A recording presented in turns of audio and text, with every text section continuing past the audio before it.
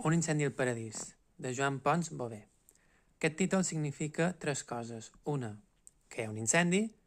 Dos, que fa molta de calor a la novel·la en el moment que se conta. I tres, que hi ha un assassinat en el poble del protagonista de la història. Aquest nou efecte és per indicar això, que és una novel·la negra, ubicada a Mallorca, on hi ha un assassinat que s'ha de resoldre, simplement.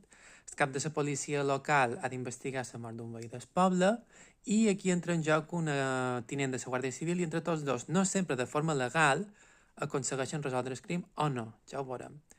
M'agrada, més que l'assassinat, que no m'interessava saber qui era l'assassí, com descriu l'autor, d'acord? És líric, poètic, fins i tot pictòric, les sensacions, els colors, les olors, els pensaments, és una passada.